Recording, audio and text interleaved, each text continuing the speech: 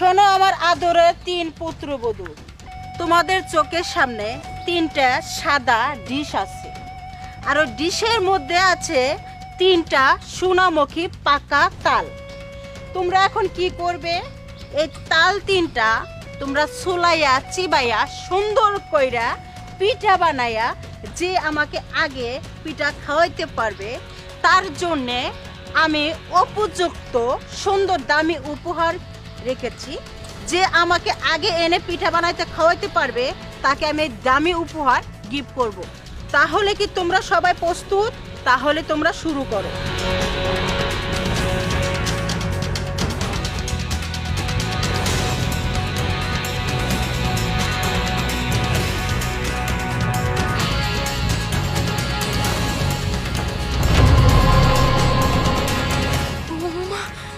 এটা তো তুই স্বর্ণের সেন, তালের ভিতরে স্বর্ণের সেন আসলে কোত্থেকা?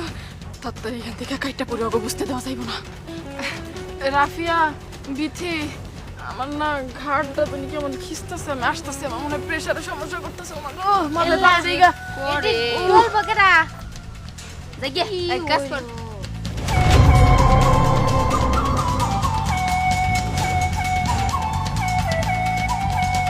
সুটি আমার না অনেক গলা শুকাইছে, তো কলজাটা পুরা যাইতেছে, একটু পানি খেয়ে আসে। থাক কাজ করতে কি যে করে না যা।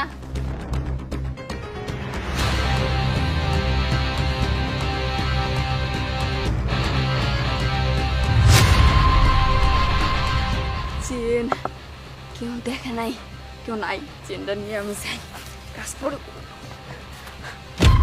শোনো আমার প্রাণপ্রিয় পুত্রবধূরা, তোমাদের আমি 3টা সোনামুখী তাল দিয়েছিলাম আর বলেছিলাম নানান জাতের পিঠা বানায়া তোমরা আমাকে উপহার দিবে। তা বড় বৌমা, তুমি কি ধরনের পিঠা বানাইছো? আম্মা কিছু কাঠবাদাম, কিশমিশ, নারকেল, দুধ সব কিছু একসাথে মিক্সড কইরা আপনার জন্য আমি তালের বড়া বানাইছি, কড়া তেলে ভাইজা। আল্লাহ গো, আমি তো এই ধরনের পিঠা কোনোদিনও খাই নাই। ঠিক আছে, তাহলে মেজো বৌমা তুমি?